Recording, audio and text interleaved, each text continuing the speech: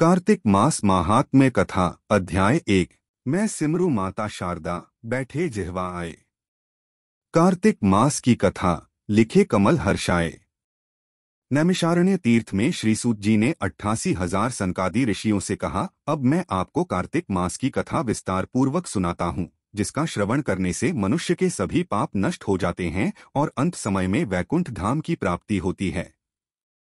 सूत जी ने कहा, श्री कृष्ण जी से अनुमति लेकर देवर्षि नारद के चले जाने के पश्चात सत्यभामा प्रसन्न होकर भगवान कृष्ण से बोली, हे प्रभु, मैं धन्य हुई, मेरा जन्म सफल हुआ। मुझ जैसी त्रैलोक्य सुंदरी के जन्मदाता भी धन्य हैं, जो आपकी 16,000 स्त्रियों के बीच में आपकी परम प्यारी पत्नी बनी। मैंने आपके साथ नारद जी को वह कल्पवृक्ष आदि पुरुष विधिपूर्वक दान में दिया, परंतु वही कल्पवृक्ष मेरे घर लहराया करता है। यह बात मृत्युलोक में किसी स्त्री को ज्ञात नहीं है। हे त्रिलोकीनाथ, मैं आपसे कुछ पूछने की इच्छुक हूँ। आप मुझे कृपया कार्तिक महात्म्य की कथा विस्तार पूर्वक सुनाइए, जिसको सुनकर मेरा हित हो और जिसके करने से कल्पपर्यंत भी आप मुझसे विमुख न हो।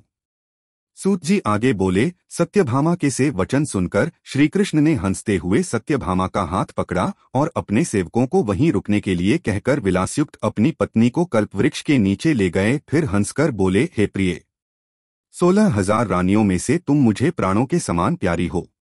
तुम्हारे लिए मैंने इंद्र एवं देवताओं से विरोध किया था। हे कांते, जो बात तुमने मुझसे पूछी है उसे सुनो।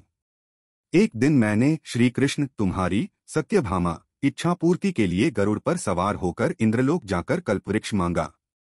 इंद्र द्वारा मना किए जाने पर इंद्र एवं गरुड़ में घोर संग्राम हुआ और गौलोक में भी गरुड़ जी गौओं से युद्ध किया।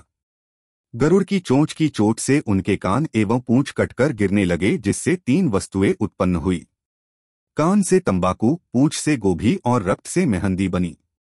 इन तीनों का प्रयोग करने वाले को मोक्ष नहीं मिलता। तब गौ ने भी क्रोधित होकर गरुड़ पर वार किया, जिससे उनके 3 पंख टूटकर गिर गए। इनके पहले पंख से नीलकंठ, दूसरे से मोर और तीसरे से चकवाचकवी उत्पन्न हुए। हे प्रिय, इन तीनों का दर्शन करने मात्र से ही शुभ फल प्राप्त हो जाता है। यह सुनकर सत्यभामा ने कहा, हे प्रभु, कृपया मुझे मेरे पूर्व जन्मों के विषय में बताइए कि मैंने पूर्व जन्म में कौन कौन से दान, व्रत व जप नहीं किए हैं। मेरा स्वभाव कैसा था, मेरे जन्मदाता कौन थे और मुझे मृत्युलोक में जन्म क्यों लेना पड़ा। मैंने सा कौन सा पुण्य कर्म किया था जिससे मैं आपकी अर्धांगिनी हुई। श्री कृष्ण ने कहा, हे प्रिय, अब मैं तुम्हारे द्वारा पूर्व जन्म में किए गए पुण्य कर्मों को विस्तार पूर्वक कहता हूँ, उसे सुनो।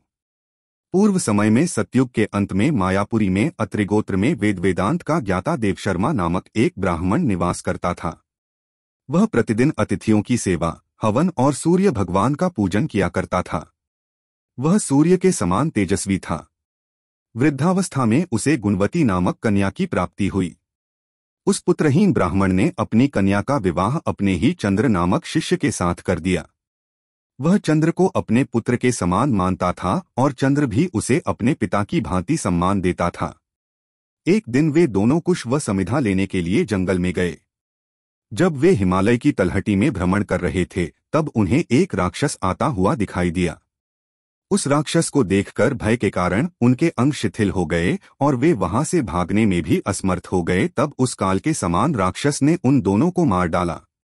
चूंकि वे धर्मात्मा थे, इसलिए मेरे पार्षद उन्हें मेरे वैकुंठ धाम में मेरे पास ले आए।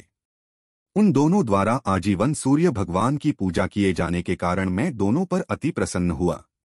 गणेश जी, शिव जी, सूर्य व देवी, इन सब की पूजा करने वाले मनुष्य को स्वर्ग की प्राप्ति होती है। मैं एक होता हुआ भी काल और कर्मों के भेद से 5 प्रकार का होता हूँ। जैसे एक देवदत्त, पिता, भ्राता आदि नामों से पुकारा जाता है। जब वे दोनों विमान पर आरूढ़ होकर सूर्य के समान तेजस्वी, रूपवान, चंदन की माला धारण किए हुए मेरे भवन में आए, तो वे दिव्य भोगों को भोगने लगे। अध्याय 1 समाप्त। नमो नारायण।